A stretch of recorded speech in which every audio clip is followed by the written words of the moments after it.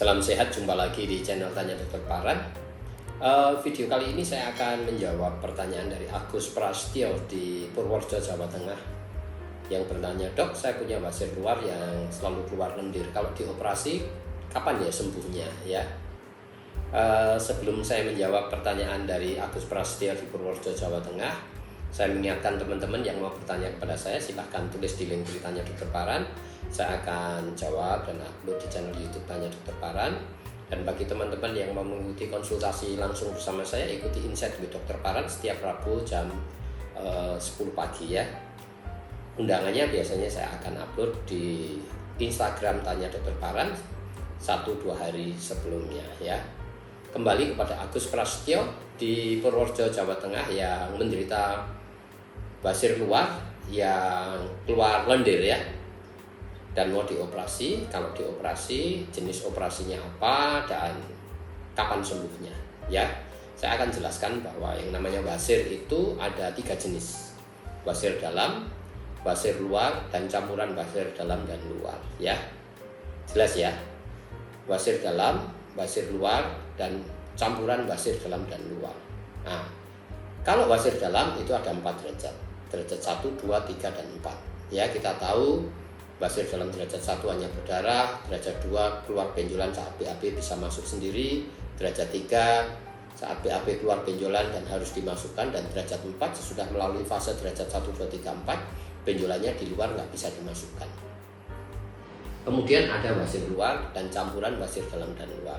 Basir luar adalah tiba-tiba di tepi anus kita ini bengkak dan nyeri, yaitu basir luar ya.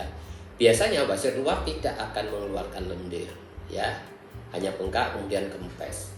Kalau ada benjolan di luar dan mengeluarkan lendir, kemungkinan besar itu adalah basir dalam derajat 3 dengan mukosal prolap, selaput lendirnya yang merah itu sudah keluar dan ngeflek lendir, atau sudah derajat 4 ya.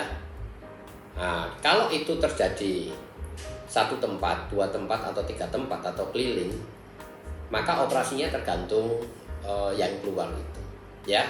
Katakanlah kalau itu bukan basir luar, atau basir luar pun boleh juga. Misalnya ada kita tahu anal pasien itu ada 3, kiri samping, kanan belakang, dan kanan depan ya. Kalau 3-tiganya muncul, maka itu sudah menjadi basir dalam derajat 4 keliling ya, 3 tempat. Maka dilakukan eksisi hemoroidektomi atau operasi konvensional di 3 tempat itu ya. Tetapi kalau hanya 1 aja yang keluar yang berlendir, ya dilakukan di 1 tempat itu.